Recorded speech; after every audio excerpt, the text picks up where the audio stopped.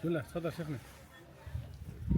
بسم الله والحمد لله والصلاة والسلام على مولانا رسول الله وآله وصحبه. نحمده جل وعلا أن من علينا بالوصول إلى هذه البقاع التي شهدت معارك تخليل للإسلام والدفاع عن الوطن. وقد أمرنا الله سبحانه وتعالى بالدفاع عن أهلنا وأنفسنا وأموالنا وأوطاننا، وجعل ذلك كله شهادة يرفع بها مقام الشهداء وتزكى بها أنفسهم.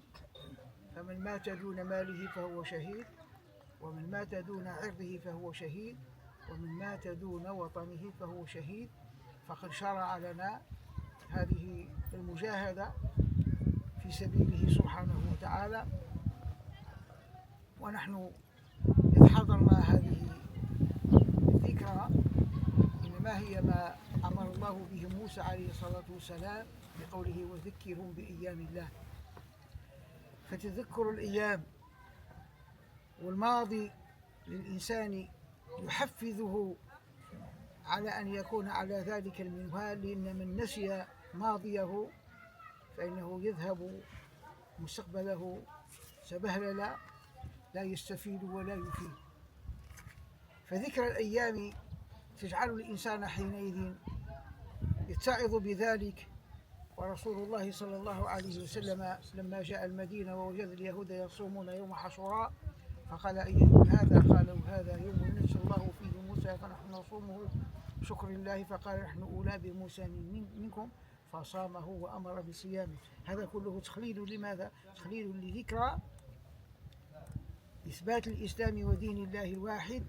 فهذا الجهاد الذي جاهد فيه هؤلاء الشهداء الذين انتقلوا إلى رحمة الله إنما كان جهادهم إنما هو دفاعا عن دين الله وعن وطنهم وعن مالهم وعن أهلهم، فخلدوا ذكر الله فخلد الله ذكرهم. كثير من مر في الزمن ولم يذكر له اسم لأنه لم يذكر اسم الله سبحانه وتعالى، فمن خلد ذكر الله خلد الله ذكره، ومن رفع ذكر الله رفع الله ذكره. أشادوا ذكر الله فأشاد الله ذكرهم، فأبقى في الأنام ذكرهم لا يموت أبدا. فكم من ملوك ماتوا ونسوا ولم يذكروا، وكم من صعاليك دافعوا عن الإسلام فخلد الله ذكره. هذا بلال بن رباح وهذا عمار وهذا كلهم حينئذ من صعاليك خلد ذكرهم في كتب الأحاديث وفي السير، ومات غيرهم ولم يذكروا. فهؤلاء لما كان جهادهم في سبيل الله ذكروا، أشادوا ذكر الله فأشاد الله ذكرهم، فمن رفع ذكر الله رفع الله ذكره. نسأل الله سبحانه وتعالى بحضورنا هذه المقامات أن يزكي أنفسنا وأن يطهرها وأن يجعلنا تابعين لسلفنا لا نخالف نهجهم ولا سبيلهم، ندفع عن وطننا وعن أبنائنا وعن ديننا. وبارك الله فيكم في هذه الإذاعة، بارك الله فيكم وشكر الله فيكم ورحمة الله.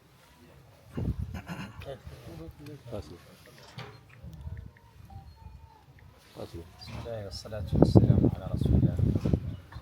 تكلم عائلة البيت عبد أحد الشيخ قبلت أولاد ملوك في موريتانيا. الحمد لله الذي وصلناهم بالسلامة لهذه البلاد الطاهرة المتخلدة. تشرفنا وتعززنا بالقدوم عليها، الحمد لله رب العالمين اللي راني وجود النيرة. أرجو لهم النصر والتمكين للمهرجان. دورنا مشكرينهم ومعزين ومرحبين بالتضامن معاهم والقدوم إليهم. والصلاة والسلام على طه الأمين. ربي اشرح لي صدري ويسر لي أمري واحلل عقدة من لساني يفقهوا قولي. اللهم صل وسلم على سيدنا محمد الذي تنحل به العقد وتنفرج به الكرب وتقضى به الحوائج وتنال به الرغائب وحسن الخواتيم وتسقى الغمام بوجهه الكريم على وسلم.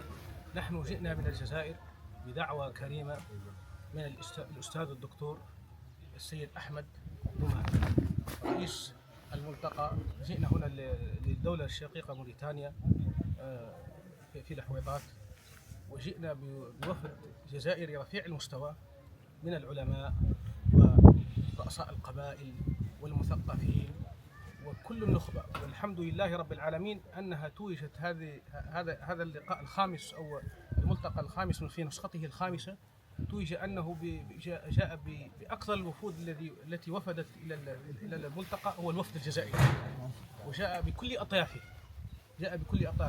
جاء من العلماء وعلى رأسهم عميد المدارس